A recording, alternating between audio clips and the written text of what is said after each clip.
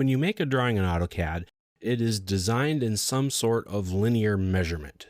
Most of the world uses the metric system, while other places use the imperial system of feet and inches. Now, I'm in the United States, so I typically use feet and inches, so I'm most familiar with those, which you've probably realized by now. Now, AutoCAD doesn't really know what those units are. It only sees generic units. Drawing units in AutoCAD are relative. It only interprets the units when you go to print your drawings or compare it with other files that you've inserted or referenced. Now, it will translate your drawings units to fit the way you tell it to on your paper. Now, AutoCAD will take your line work and apply it to a scale factor when it prints. It will take the size of the paper you're printing on and scale your drawing objects accordingly. When you draw, make sure to know what units you are using. Your units can be anything. It can be feet, inches, meters, kilometers, or even parsecs if you're going to make some kind of space travel map, for an example. It doesn't matter.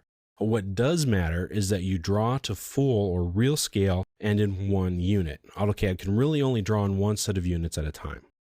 Now, there is a units setting where you can define or at least declare what your drawing's units will be. Now, to get to it, type in the word units. Press enter. Now, you can also get to this through the application menu.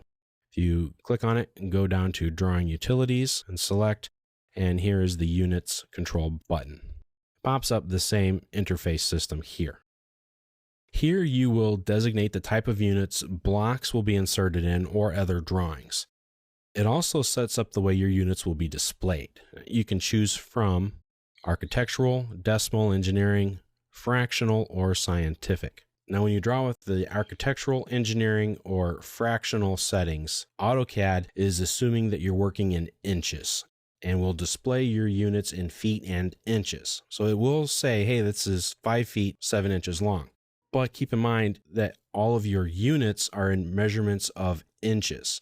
So if you type in the number 1, it's drawing it at 1 inch. If you're drawing in the number 12, 12 will be 12 inches long. Yes, it will also be equal to 1 foot, but AutoCAD will interpret it as 12 units long. Now, it's smart enough to know that 12 inches is a foot and will display your object as being 1 foot, 0 inches long. And when you're entering in objects to specific lengths for architecture, you can tell it to be 2 feet, 0 inches, or you can type in 24 inches. So keep that in mind. Architectural format will display fraction of an inch in fraction form, while the engineering setting displays them in decimals of an inch. Now, the other unit settings that we have here can be used to represent any form of measurement. The decimal setting will display your objects in units and decimals. A scientific displays them in scientific notation, and fractional will display them as fractions of units, typically inches. So the decimal setting is probably the most common setting for units used in AutoCAD, followed then by architectural setting. It may be the case that you will never use all or more than one of these display settings throughout your career, and that's perfectly fine. So once you have defined your type of length, meaning how is it going to be displayed, architectural, decimal, etc., you have to select your insertion scale. Now, the insertion scale will tell AutoCAD exactly what each unit actually represents. You can see this is a long list: inches, feet, miles, millimeters, centimeters, meters, kilometers, micro inches, mils, yards, all the way down, as you can see here, to light years and parsecs and even astronomical units. Just a bit of trivia: 1 astronomical unit is equal to the distance from the Earth to the Sun. So if you're making drawings on that type of a scale, by all means use that. Typically, you're going to use probably inches, feet, millimeters, centimeters, and perhaps kilometers. Now, not only do you have to work in measurements of length, but you're going to need to work in angle measurements as well. AutoCAD 2 has a lot of choices for that as well. You can display your angles in degree decimals, and that's all controlled here. Degrees, minutes, seconds. Surveyors will often do this. You can display it in gradians, radians, or even survey units. So survey units or degrees, minutes, seconds can be done for surveyors, but you might see them in either format. So if something doesn't look exactly right, take a look at it.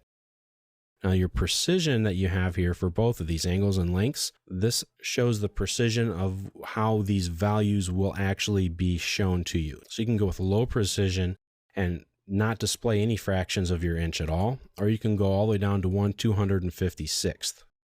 And maybe this will give you a better idea. In your decimal format, you can go down to no decimal, or you can go down to about 8 or so places past the decimal. Now, the amount of precision is up to you, and it fits your needs. Same thing with the angles. These are degrees, minutes, seconds that you can go into for that. Or if you are in just decimal degrees, this is how many, like 45.45 degrees. So this is just going to depend on what you need. A lot of times 2 decimal places will be more than enough. Now, for both of these settings, though, you need to set the precision on your measurements. It's important, though, because it will display in your dimensions when you dimension an object. It'll say it is 12 feet, 0.0000 inches, or whatever that case may be. One of the problems that you have to deal with AutoCAD is that it is way too precise for a lot of our applications. Now, you can draw much more precisely in AutoCAD than you could ever build for a lot of different things.